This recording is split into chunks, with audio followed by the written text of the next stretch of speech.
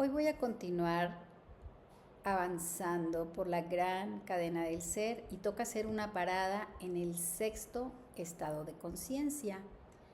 A este estado de conciencia se le conoce también como el sexto chakra. Hablamos que en el quinto chakra tenemos esta capacidad de comunicación y bloqueamos esta capacidad cuando mentimos o nos engañamos a nosotros mismos con comunicación manipuladora y bueno, es un tema de comunicación. Se busca la comunicación asertiva y después avanzamos a este sexto estado.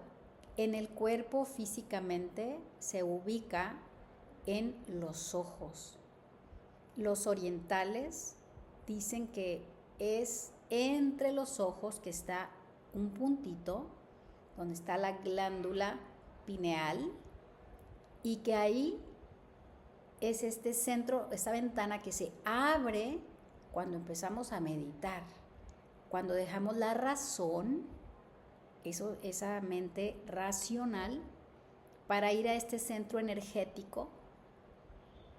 Y es donde aprendemos a discernir para tener otro tipo de toma de decisiones. Entonces, es el centro del pensamiento, la intuición y la sabiduría. Chakra. Chakra significa rueda. Y la rueda en nuestro cuerpo, en nuestro organismo, es un vórtice de energía que no nada más es biológico, tiene funciones biológicas, también tiene funciones energéticas, tiene funciones psicológicas, espirituales y entonces cada uno se asocia a una parte del organismo y en este caso acá se regula el sueño, por ejemplo, y cuando se desregula, dejamos de producir una sustancia química que se segrega por esta glándula pineal y es la melatonina. Y la melatonina nos empieza a generar, al faltar, empieza a generar trastornos en el sueño. Cuando está bien afinada esta capacidad, empezamos primeramente a discernir qué nos conviene. Resolvemos paradojas, ¿sí? Salimos de la confusión mental. Intuimos que hay otras realidades superiores al mundo materialista, al mundo sexual, biológico o al mundo energético. Salimos del pensamiento mágico y entonces ya no le atribuimos a los cuarzos la sanación, sino que empezamos a discernir, a intuir que algo tengo que hacer yo para resolver los problemas psicológicos que se traducen en conflictos a nivel de las relaciones, la pareja, los padres, el trabajo y así. Entonces, esta conciencia, esta comprensión nos lleva a salir del pensamiento mágico, pero también podemos tener esta confusión o este elevacionismo psicológico. Ahora explico por qué. Las grandes tradiciones orientales, espirituales, nos han hablado de que meditar es muy bueno. De hecho, rechazan bastante el mundo material. Son más austeros en su vida, más que nosotros los occidentales. Y entonces se viven desposeídos de los bienes materiales para entrar a ese mundo espiritual. Y entonces en este modelo donde uno se pone en una postura erguido, sentado en el suelo, donde uno cierra los ojos y mira al interior, se dice que cuando uno cierra los ojos y mira al interior, uno despierta realmente. Que esto que vemos con estos ojitos es la ilusión, es el mundo de la maya. Que en cuanto yo cierro los ojos y miro adentro, es cuando veo una realidad más profunda, mucho más iluminadora. Justo aquí aparece la luz, es este despertar espiritual que cuando uno abre esta ventana, esta posibilidad, y uno hace estas prácticas, es cuando realmente uno encuentra verdades muy profundas y uno empieza a entender que pertenece a una totalidad que supera al egocentrismo. Y me salgo de yo, mío, mío de mí, y deseo compartir. Y comprendo que la vida es transitoriedad, que voy un día a dejar este cuerpo físico. Y bueno, el peligro acá, hay muchos peligros en esta fase, en este estado de conciencia. ¿Quieren que se los cuente? Les voy a dar alguna pinceladita, porque bueno, hay muchos. Yo como psicóloga, pues yo analizo cada estado de conciencia y hago un viaje por la gran cadena del ser para entender cuáles son los bloqueos existenciales, mentales y de estos padecimientos que después se cronifican o que de no ser entendidos adecuadamente se revictimiza a la persona. Aquí es importante entender la oscuridad de la humanidad. Salimos del pensamiento mágico, esto de que el karma, fíjense el peligro, ahí les va una. Cuando tenemos un pensamiento mágico, infantil, y no atravesamos los fulcros de la conciencia superior, nos quedamos en los fulcros, en los estados primitivos, vivimos desde la culpa, vivimos desde esta creencia mágica de que si algo me va mal a mí, algo me pasa malo, es porque mi karma, porque yo hice algo en otra vida. Y entonces hoy estoy pagando por esos errores de la otra vida.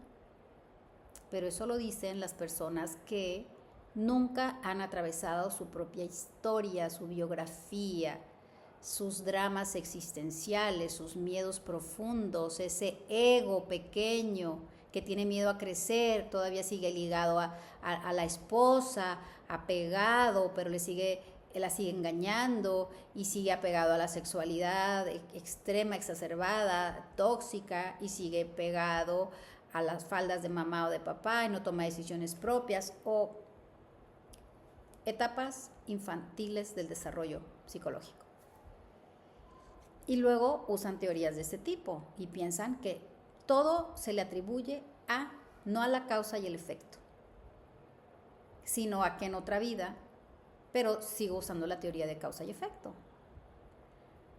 sin comprender que hay aquí un eslabón perdido, que tengo que revisar cuáles son mis actos, mis emociones, mis pensamientos, para que yo tenga este resultado en este momento.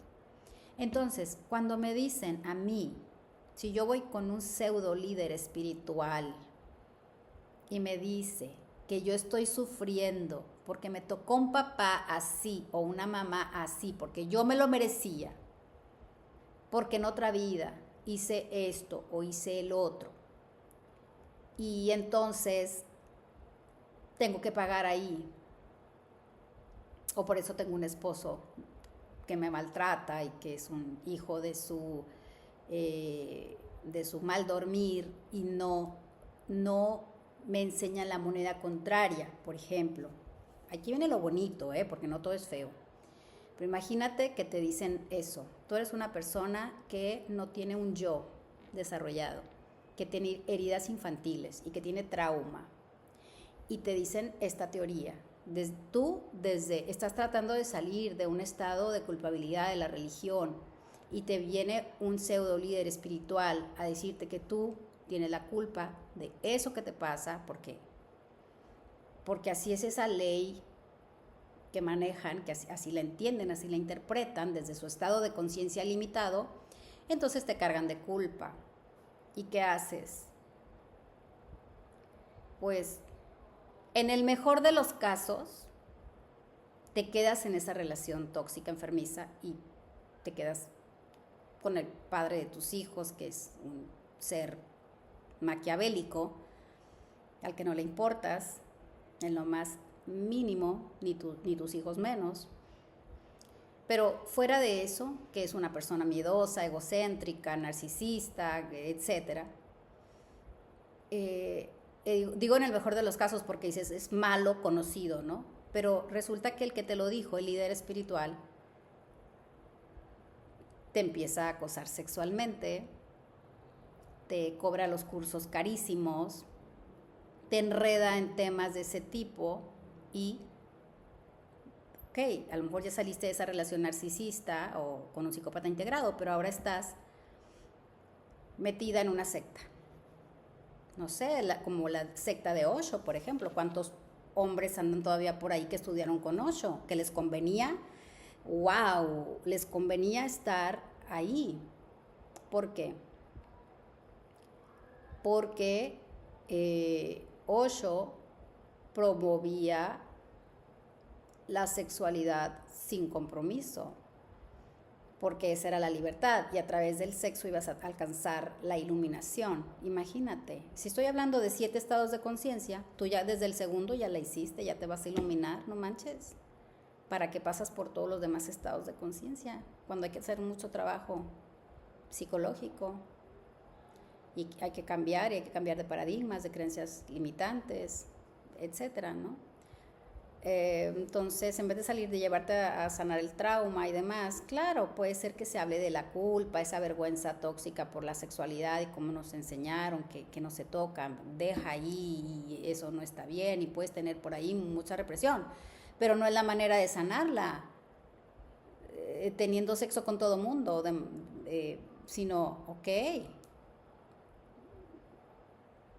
vamos a atravesar ese estado de conciencia. Vamos a trabajar con la vergüenza.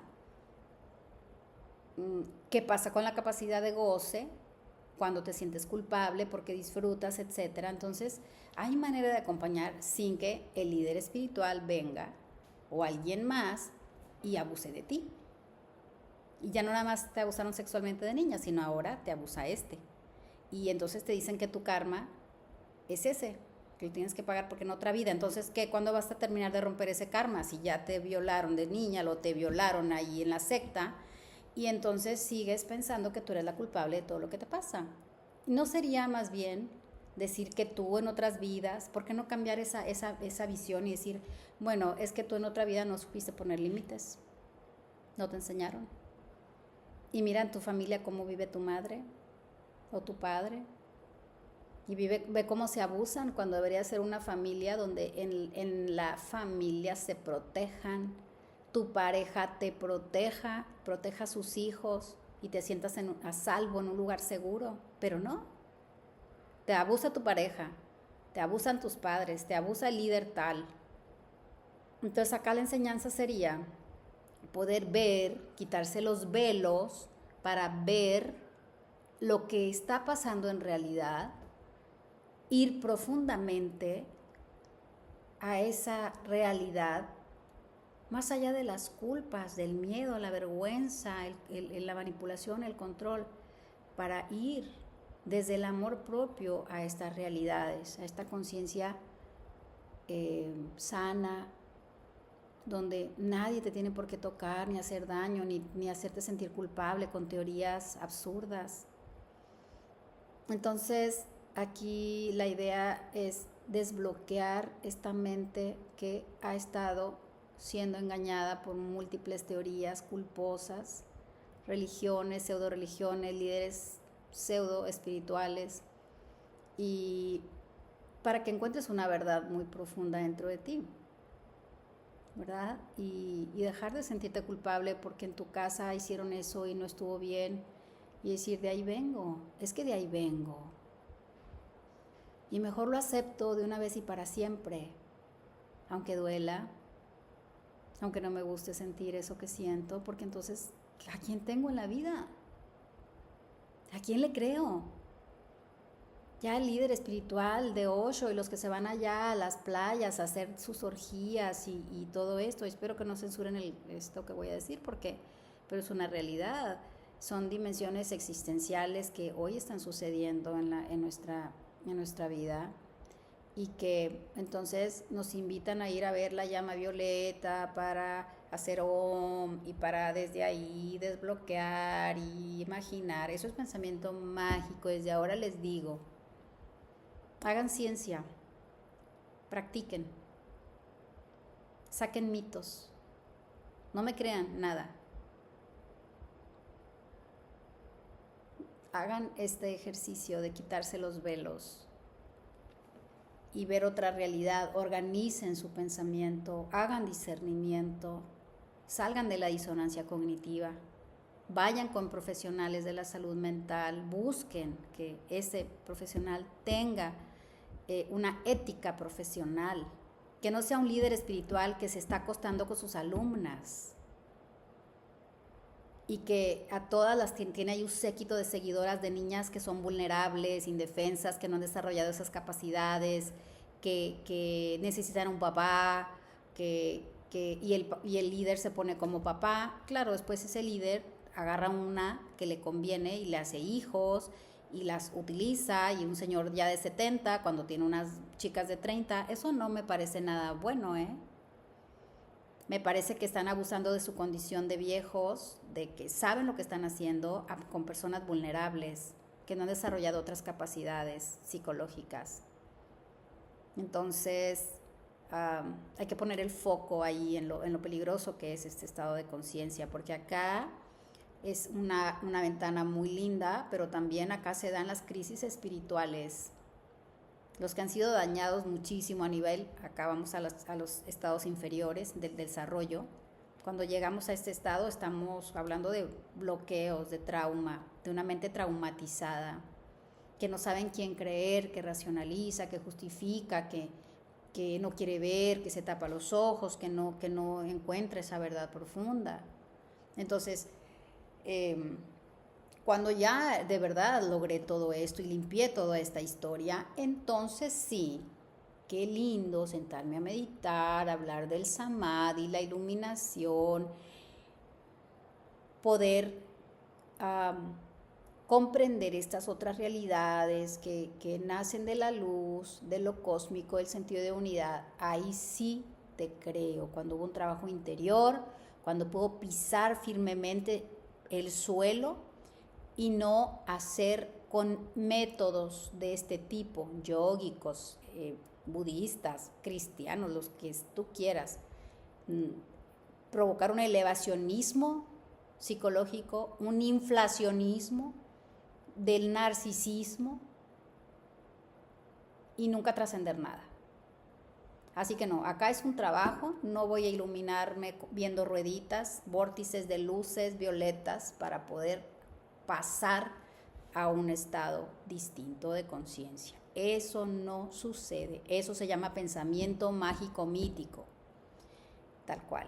Así que con todo mi corazón les transmito esto que he ido entendiendo, aprendiendo, estudiando. Hay bases, hay teoría detrás, no me lo inventé yo, tengo consultantes, soy psicoterapeuta, he sido paciente, consultante, yo también he atravesado por procesos y he ido haciendo un propio mapa interior, un recorrido, he hecho ciencia a través también de mí, de ahora que acompaño, y también, bueno, pues hay libros, ¿verdad? Ahorita, por ejemplo, les quiero leer un pedacito de algo que habla de los estados meditativos.